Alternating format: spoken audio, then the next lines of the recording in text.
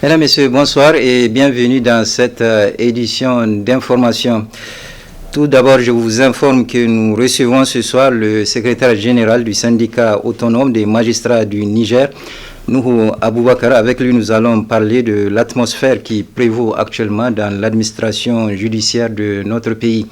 Mais avant, à Dosso, contre toute attente, le gouverneur de la région de Dosso a décidé d'interdire la circulation de motos dans certaines localités, ce qui pose le problème de conformité en l'absence d'état d'urgence déclaré dans la région. Détail dans le reportage qui va suivre.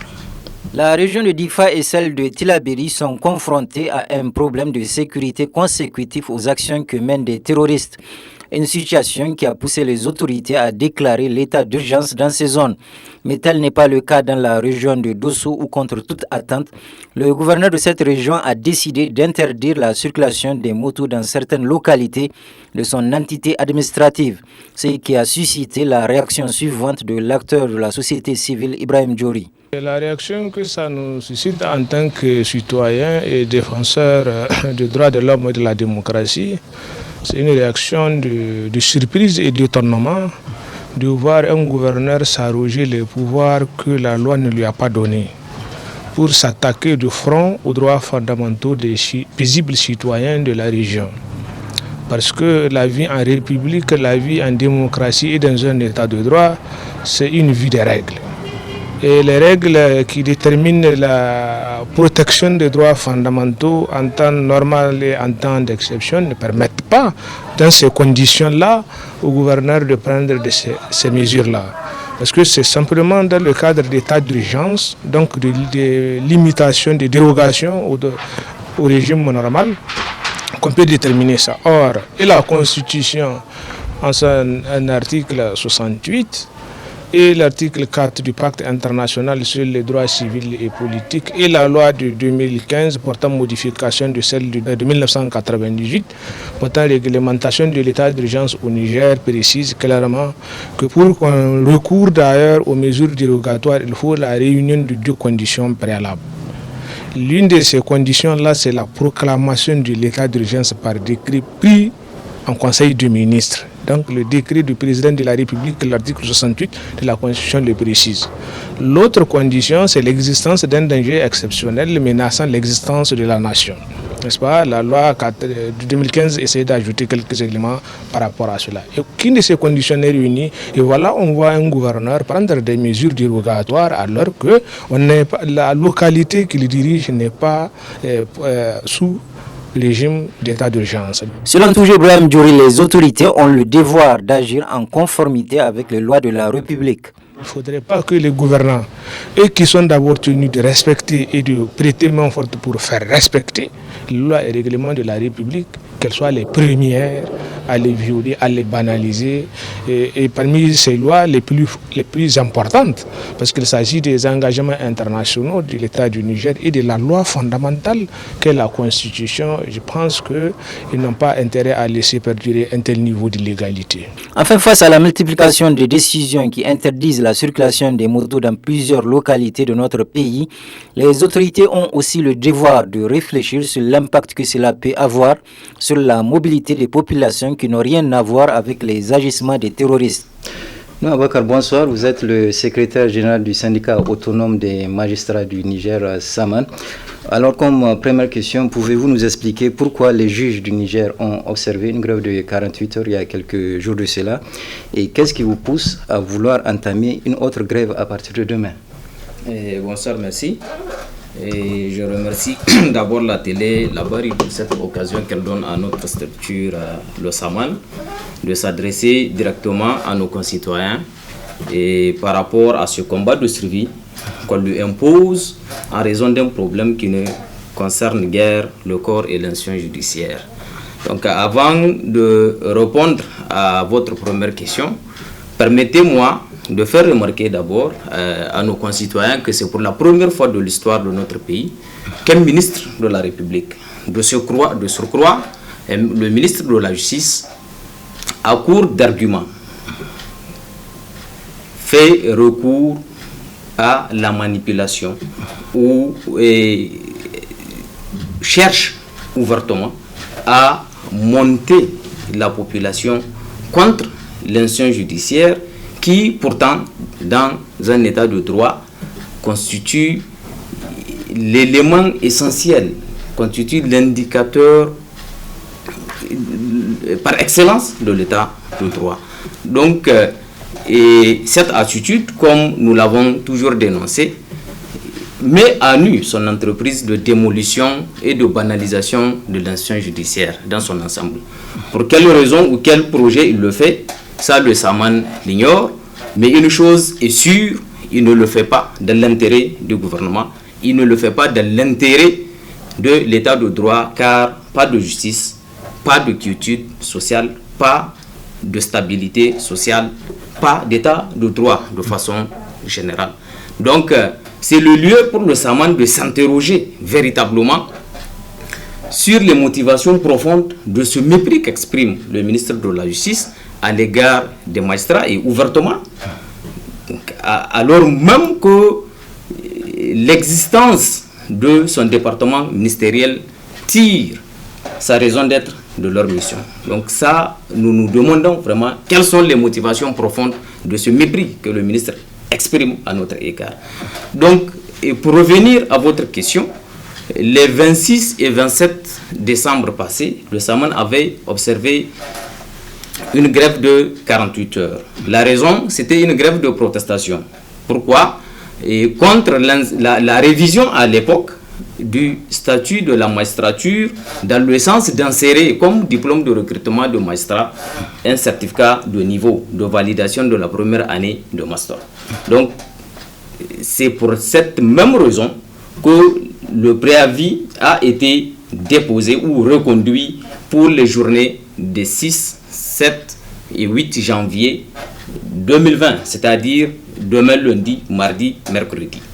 Donc c'est pratiquement pour la même raison. Cette fois-ci, pour les 6, 7, 8, c'est pour protester contre l'insertion dans notre statut d'un certificat de niveau comme diplôme de recrutement de magistrat, ce qui n'a été fait nulle part ailleurs. Aussi bien en Afrique de façon générale, dans les pays avec lesquels nous partageons les mêmes traditions juridiques et judiciaires, et également au niveau du pays. Il y a d'autres corps judiciaires qui peuvent intéresser les étudiants en droit, à savoir le corps des avocats, des notaires, le corps de la police, mais aucun des statuts de ces corps-là n'a été modifié dans le sens d'introduire ce qu'on a introduit dans le statut de la magistrature. Donc c'est pour cette raison que nous avons décidé de reconduire notre préavis de grève pour les 3 jours à venir. Alors la question du certificat pour accéder au concours de la magistrature est le nœud du problème. Alors selon vous, pourquoi le ministre de la Justice s'obstine-t-il à ne pas prendre en considération votre refus du certificat? Oui, nous l'avons dit en réalité. Le ministre dit que le Saman veut faire barrage aux enfants du peuple à accéder au corps de la magistrature. Mais ce que le ministre ne dit pas, c'est qu'il cherche à abrutir les enfants du peuple. Il cherche à les bloquer, à les cantonner dans le cadre de ce certificat dont il est allé chercher ailleurs l'invention pour mettre dans le statut. Aujourd'hui, un étudiant en droit a vocation à exercer plusieurs fonctions judiciaires. La carrière d'un étudiant en droit, elle ne se limite pas seulement au corps de la magistrature. Aujourd'hui, ce ne sont pas tous les étudiants en droit qui veulent devenir magistrats. Maintenant, lui, il dit qu'il a donné la chance de concourir aux étudiants détenteurs de certificat de validation de la première année de master pour concourir et devenir magistrat. Et ceux qui ne veulent pas concourir, c'est là le problème. Aujourd'hui, cette réforme, si vous la mettez sur la balance, elle a plus d'inconvénients à l'égard des étudiants que d'avantages. Ils ne peuvent plus faire le concours du barreau, parce que pour le faire, il faut le master 2. Ils ne peuvent plus devenir notaire. Pour le faire, il faut avoir le master en droit notarial. Commissaire spécialisé, ils ne peuvent pas parce qu'il faut un master spécialisé. Ils peuvent faire le concours de la magistrature, à supposer même qu'on abandonne, qu'elle reste en l'état. Mais à part ça, qu'est-ce qu'ils peuvent faire? Ils ne peuvent pas poursuivre les études supérieures, c'est-à-dire devenir des enseignants-chercheurs. Pourquoi? Parce que pour le faire, il faut un master en droit. Donc, cette réforme elle ne vise qu'à abrutir nos jeunes frères. Et nous, c'est ce que nous ne comprenons pas. Si le ministre veut rendre service, veut faire justice à nos jeunes frères, aux jeunes étudiants, c'est d'amener le gouvernement à créer les conditions pour rendre effectif le système LMD, leur délivrer leur diplôme de master, puisqu'il n'existe pas de master 1, il n'existe pas de master 2. La directive de l'UEMOA elle-même qui a adopté le système LMD dans l'espace UEMOA parle de licence, master, doctorat. Il n'y a pas de LMD, de master 1, il n'y a pas de master 2. Il n'y a que le diplôme de master. Le décret de 2010 qui institue le système au Niger ne parle pas de master 1, ne parle pas de master 2. Donc, il parle seulement de master. C'est un abus de langage de dire qu'il y a un master 1, il y a un master 2. Il n'y a que le diplôme de master. Et le diplôme de master s'obtient après celui de la licence et avant celui du doctorat. Donc, aujourd'hui, on cherche seulement à entraver le déroulement normal de la carrière de nos jeunes frères en leur trouvant un document qui peut leur permettre juste d'intégrer le corps de la magistrature, mais seulement le corps de la magistrature. Et même là, c'est juste leur donner la chance de concourir. Chaque recrutement, c'est 50 magistrats qu'on prend après chaque 2 ans. Ils sont combien aujourd'hui? À supposer même qu'ils concourent tous. C'est 50, même s'ils admettent c'est 50 qu'on va prendre. Et les autres, qu'est-ce qu'ils peuvent faire? Ils ne peuvent aller nulle part, parce que nulle part ce document n'est reconnu comme valable. Donc voilà, aujourd'hui, en voulant leur faire justice, en voulant leur offrir cette fallacieux argument d'équité ou de l'égalité de chance, au contraire, on les fixe, on les limite, on les cantonne dans un cercle qui ne leur permet pas d'évoluer, tout simplement. Alors, étant donné qu'un pays ne peut pas fonctionner sans justice, quelle attitude le ministre de la Justice et au-delà, le président de la République, Issou Mahamadou, qui préside le Conseil de la magistrature, doivent-ils adopter afin de trouver une solution à ce problème? Bon, vous avez bien fait de poser cette question. Aujourd'hui, l'attitude que le ministre a adoptée n'est pas de nature à calmer le jeu, n'est pas de nature à mettre fin, à notre mouvement, parce que vous l'avez vu, rien qu'avant-hier le 3, il a fait sortir un communiqué de presse à travers lequel il a dit des choses qui ne ressemblent pas à un ministre de la République. Peut-être il a oublié qu'il n'est plus cet acteur de la société civile des années 2000, qu'il est un ministre de la République, avec des responsabilités énormes qui lui imposent de soigner non seulement son langage, mais aussi son écrit. Parce qu'à travers lui, c'est l'État du Niger qu'on voit. Donc, son attitude, elle n'est pas de nature à favoriser la fin de la crise. Pour le moment, dans notre dernière déclaration de presse, nous avons fait un appel à l'endroit du président de la République, qui est le président du Conseil supérieur de la magistrature, dans le sens de renvoyer en seconde lecture la loi adoptée par le Parlement. Aujourd'hui, je vous dis, cette proposition, cette rédaction adoptée, elle-même, qu'elle la prenne au niveau du gouvernement, qu'elle l'examine, elle contient des contradictions. Comment on va dire, toutefois, dans une loi, toutefois, peuvent être autorisés les titulaires de tels documents ou les titulaires d'un certificat de validation de la première année de droit ou de tout autre diplôme reconnu équivalent. Comment on peut avoir un diplôme qui peut équivaloir à un certificat? Ça n'a pas de sens. Et l'autorisation, on dit peuvent être autorisés. Qui va autoriser? Dans la loi, on dit peuvent être autorisés. Dans les dispositions transitoires et finales de cette loi-là, on ne dit pas qui va autoriser. On ne dit pas c'est le ministre, on ne dit pas c'est le directeur de l'école, on ne dit pas c'est le comité d'organisation. Alors là, il y a un problème. Même si on laisse les choses en l'état, d'eux-mêmes, ils vont revenir sur cette loi parce qu'elle contient les germes de sa propre destruction.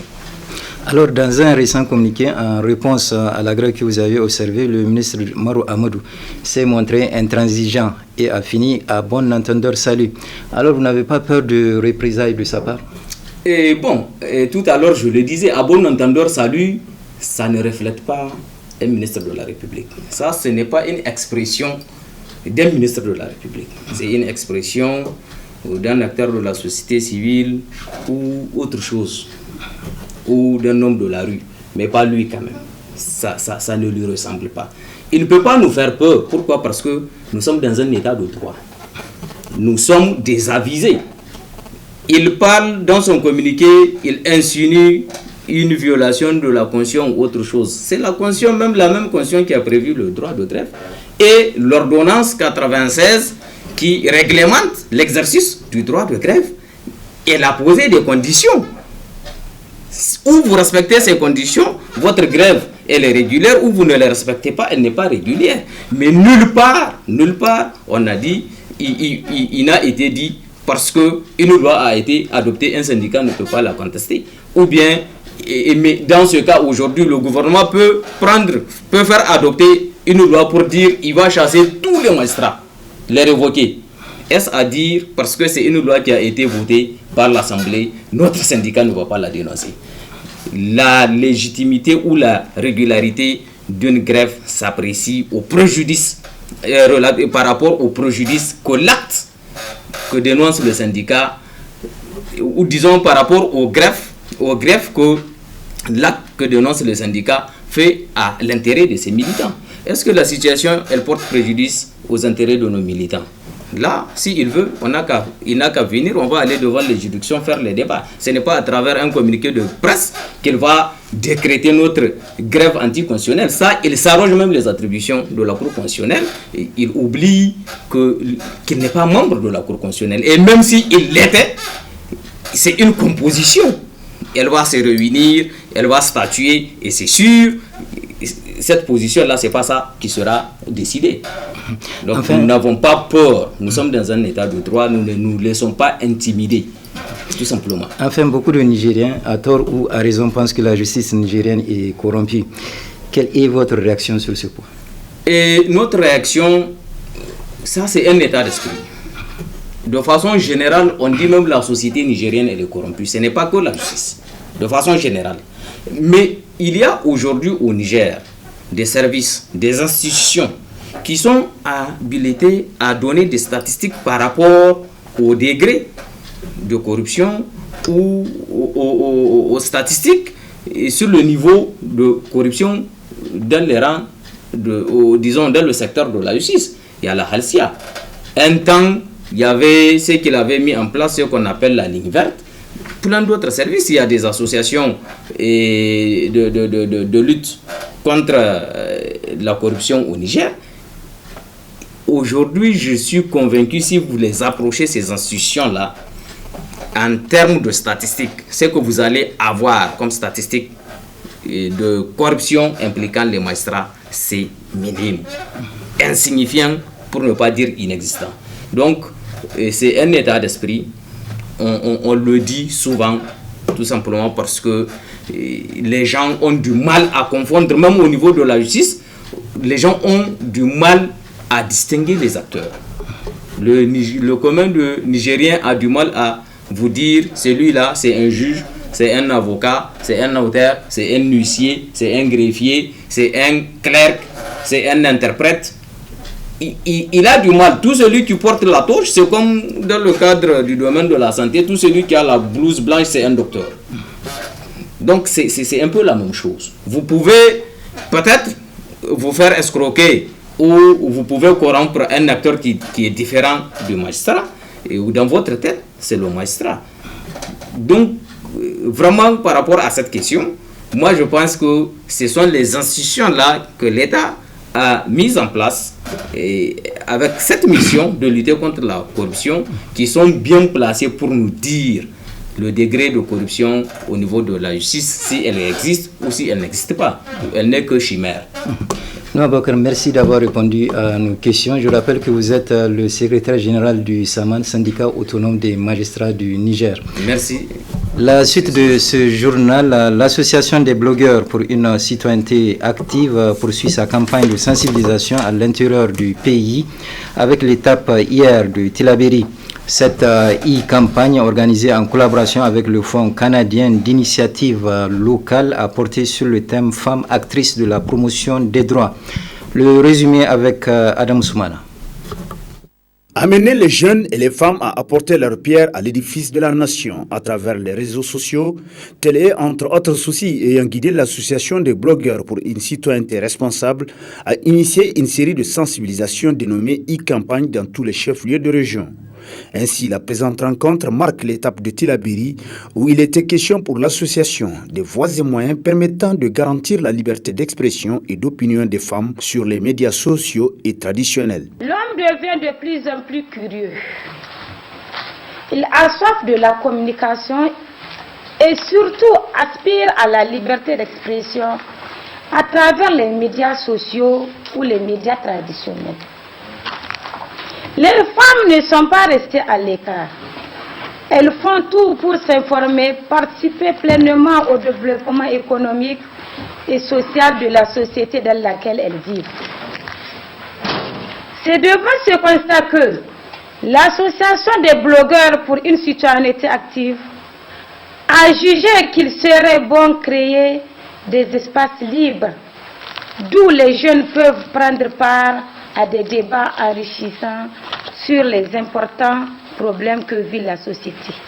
Nous tenons à rappeler que notre association est apolitique et à but non lucratif. Nous utilisons les médias sociaux pour modestement contribuer au développement de notre chère nation. Pour les panélistes, il était question d'entretenir l'assistance sur la garantie de la liberté d'opinion des femmes ainsi que les fondements juridiques de cette liberté. On peut dire que la liberté d'opinion repose sur trois principes. D'abord, il y a le droit d'avoir des opinions. Vous avez le droit de vous exprimer, de donner votre opinion et sans que quelqu'un vienne vous, vous en empêcher. Aussi, il y a le droit le deuxième principe, c'est le droit de recevoir et de rechercher des informations. Vous avez le droit de chercher les informations, quel que soit l'endroit. Oui, donc ça c'est votre plein droit. Il y a aussi le droit de communiquer, mais il faut en parler tout de suite que ces droits ne sont pas sans limite. Il y a des restrictions apportées à ces droits de la liberté de la presse. Il n'y a pas de garantie en tant que telle des femmes de liberté d'expression et d'opinion que ce qu'elles feront pour accéder ou pour exprimer librement cette liberté dans le contexte qui est le nôtre. Puisqu'il faut tenir compte du fait que notre contexte est difficile. C'est pas, il est vrai que c'est garanti, mais il y a des contraintes. Il faut faire avec, il faut se battre, tomber, se relever. Et finalement, au bout du compte, vous verrez que ça sera un travail citoyen formidable qui sera fait, et ceci pour le bonheur de l'état de droit et de la démocratie nigérienne. Et comme il s'est agi de démontrer l'importance de la communication dans cette nouvelle ère, l'assistance essentiellement composée de jeunes et femmes a répondu favorablement à l'attente des organisateurs de cette campagne de sensibilisation en participant activement au débat. Le groupement des jeunes handicapés, Oumadra, en collaboration avec l'association des élèves et étudiants handicapés du Niger, l'association des sourds et celle des albinos ont organisé ce matin une opération de salubrité au CSI Bokoki 2. Le résumé avec Adam Soumana et Sadoudoumi. La salubrité de notre environnement est une affaire de tous et de chacun sans exclusif. La preuve vient d'être donnée par l'association des handicapés Oumadara qui veut littéralement dire « Tiens-toi debout » à travers la présente opération.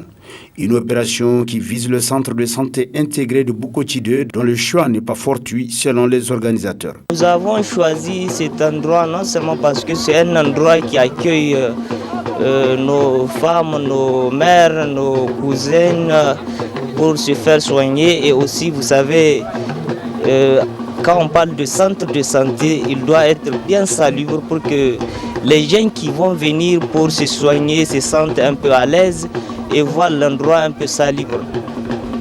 C'est seulement les raisons qui nous ont poussés à choisir cet endroit. Nous lançons un appel à l'endroit des autres citoyens non handicapés de nous apporter leur soutien. Nous aussi, nous voulons qu'on devienne une société inclusive, une société participative. Nous voulons participer à toutes les actions qui contribuent au développement de notre société, au développement de notre pays. Cette initiative qui rentre dans le cadre des journées de salubrité initiées par le groupement des jeunes handicapés afin de rendre Niamey davantage coquette est vivement louée par la responsable de la maternité ayant bénéficié de cette opération. Au nom du district 2 de CS Bukoki, je remercie vivement l'association Omodara d'avoir bien vouloir initier, de venir vraiment nous aider à rendre salubre notre maternité. C'est une action vraiment très louable que nous apprécions. Vraiment parce que tout le monde sait que sans propriété, il n'y a pas de santé. Donc la santé commence par les propriétés. Et surtout venant des personnes handicapées. Parce que c'est des sourds. Vraiment, je remercie vraiment les personnes handicapées. Et c'est surtout des gens qui sont à soutenir. Donc on les remercie une fois de plus vivement d'avoir voulu venir ici. Ainsi, pour le groupement Oumadara, 2020 se veut une nouvelle année avec une nouvelle vision. Une initiative louable qui prouve à suffisance que cette frange de la population n'entend pas rester en marge de l'épanouissement de la communauté. Oumadara, un groupement de jeunes handicapés qui fait la fierté de cette catégorie de citoyens. Sur le plan sportif, la 41e édition de la lutte traditionnelle a pris fin cet après-midi à Maradi avec le sacre d'Ousmane Hassan de Tilaberi qui a terrassé Tassi Oussani de Zender. Ousmane Hassan remporte le sabre plus une somme de 10 millions de francs CFA. Je vous propose de suivre le combat qui a consacré Ousmane Hassan champion.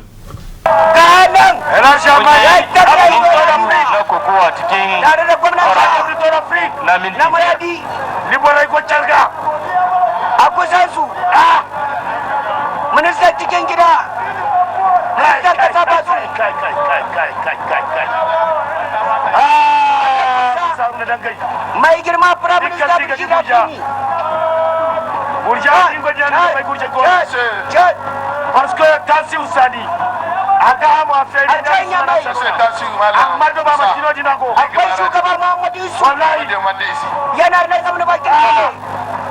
wallahi yana jibar nan kokowa to na tabbata da haka shugaba Muhammadu Yusuf yana gane yana kallon Alhaji Zaddan Alhaji Zaddan Monsieur Diaberi Asimou, ancien gouverneur de la région de Tilaberi, 500 mètres carrés, Ousmane Hassan.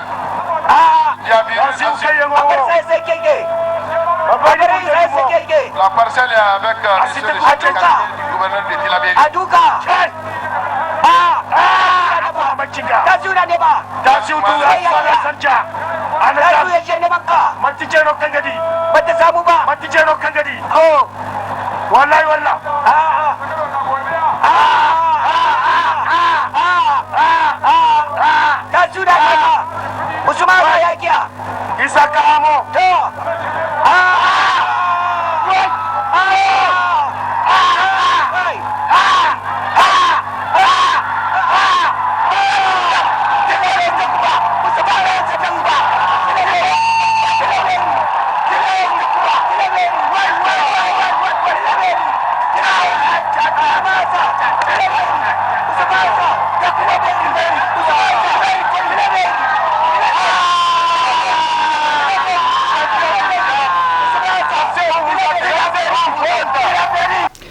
Et dans son discours de clôture de la 48e édition de la lutte traditionnelle à Maradi, le ministre de la Jeunesse et des Sports, Kassoum Mokhtar, a félicité tous ceux qui se sont impliqués pour que ce championnat soit une réussite.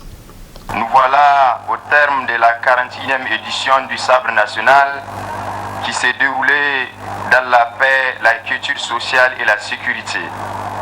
Nous restons en effet de ces compétitions plus que jamais. Nous sortons en effet de ces compétitions plus que jamais convaincus que la lutte traditionnelle au Niger est un vecteur de consolidation de l'unité nationale et de la paix, un véritable vivier pour l'épanouissement de notre jeunesse et au-delà des Nigériens de tout âge.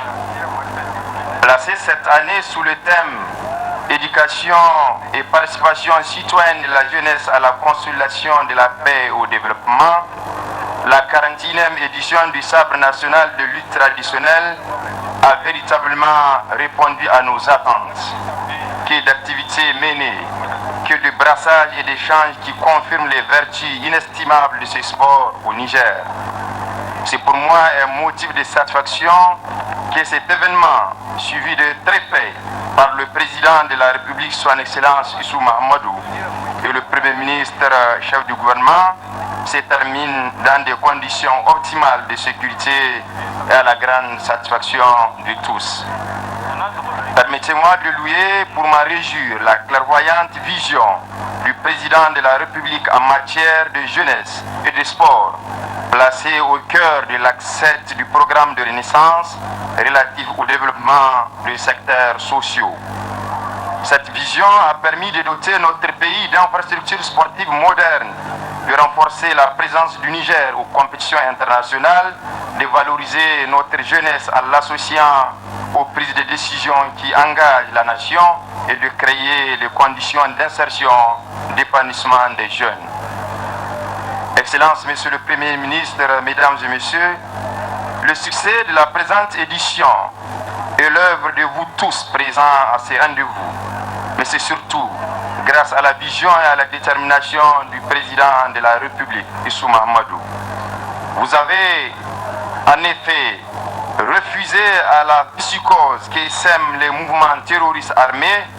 Vous êtes resté debout, exprimant votre aspiration à la paix, à l'épanouissement, au bien-être et au développement, traduisant ainsi en acte le signal fort donné par le chef de l'État dans son récent message à la nation. Nous sommes certes attaqués, mais nous sommes debout. Cela constitue en soi une victoire sur les forces du mal. Permettez-moi, mesdames et messieurs, d'adresser mes sincères remerciements aux forces de défense et de sécurité, ceux qui sont sur les fronts en lutte contre le terrorisme, comme ceux qui sont ici avec nous, qui ont une fois de plus assuré avec professionnalisme et détermination la sécurité de ces rendez-vous. Ce journal est à présent terminé. Merci de l'avoir suivi et je vous souhaite de passer une excellente soirée.